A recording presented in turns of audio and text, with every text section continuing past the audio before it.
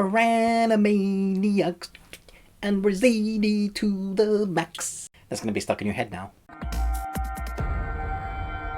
Hi, and welcome back to the Ruby Tuesday. My name is Ruben, and this is my review for Hulu's original animated series, Animaniacs. Yes! An updated version of the 1990s animated series featuring a trio of wacky characters causing mayhem on the Warner Brothers studio lot. So Wacko, Yakko, and Dot are back after 22 years. I was very excited about watching this. I was also nervous because Animaniacs, with amongst thousands of others, would be one of those series that dads like me grew up watching. It has a really great place in my memories. Whenever I hear the theme tune, it gets stuck in my heart and I have a massive smile on my face and I go, eee, and I just want to watch it again. And it's also stood the test of time. You can stick on any episode at any point and just enjoy it. And amongst the Animaniacs, we had Pinky and the Brain, which obviously, if you know the Animaniacs, you know Pinky and the Brain, you will love that. They're back as well. The voice cast, mostly the original cast, which is great. So we have 10 episodes, and it has been greenlit for 2 seasons. And I have to say, I think it's genius. The balancing act that they've had to perform, because it's been 22 years, they needed to make it relevant. They needed to make it fun for today so that we have 2 generations, a new generation of people coming in to enjoy the Animaniacs, the new cartoons, the younger generation, which can just watch it for its crazy wackiness, which it totally is still, and the old generation who are going to watch it for nostalgia, but also kind of be judging it more harshly because they know what the Animaniacs is. And so having that balancing act, I thought would be incredibly hard to do and get it right, and they have done it, and it's brilliant. From the opening scene when you see Steven Spielberg, and I'm not going to do any more spoilers, but there's a scene that kind of establishes the way they're going with this, and you just kind of settle down, breathe a sigh of relief and go, all right, they've got this. The writers wrote this particular season. They finished up in 2018, but they reference stuff that's happening in 2020, much like The Simpsons do. You know, they kind of guess right, and they've been doing that.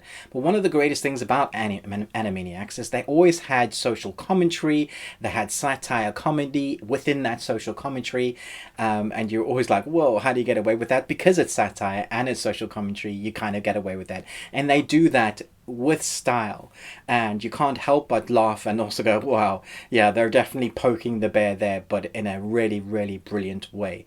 We have the songs that are back, that are brilliant. You can't help but enjoy what they're saying, and then you're listening and you're like, wait, did I just hear what he said? Was that actually what you just said? That is amazing.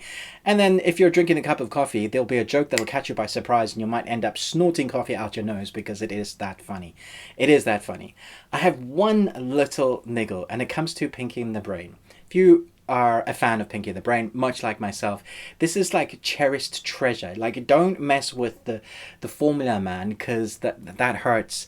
And I have to say, the intro, it's still the same music, but they've done this weird CG with the DNA sequence of how they were spliced, and it just looks crap.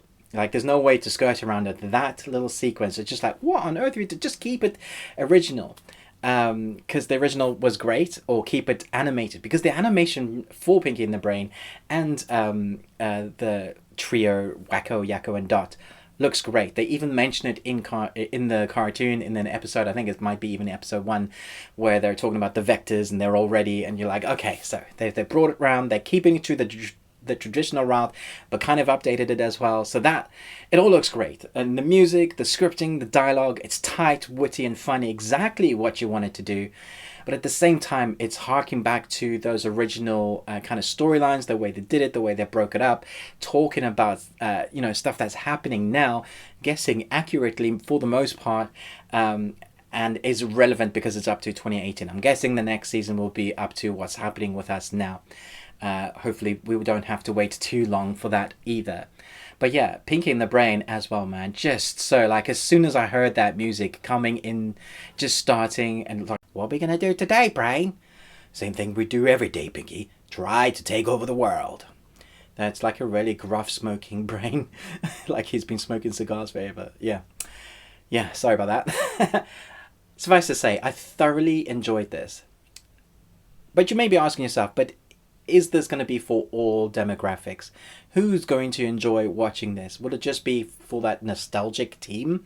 Those people that are like, yeah, I remember when. And you come back and you're like, yeah, this is great because nostalgia.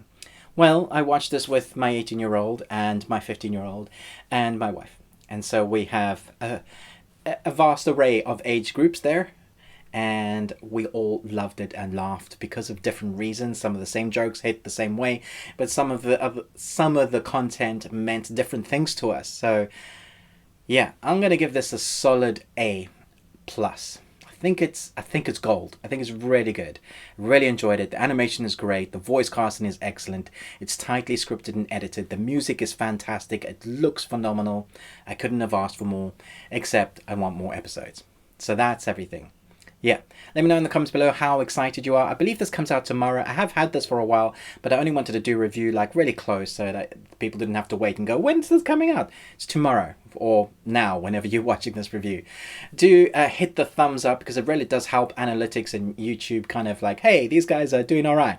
So yeah, comment, hit the thumbs up, subscribe if you haven't. Appreciate it.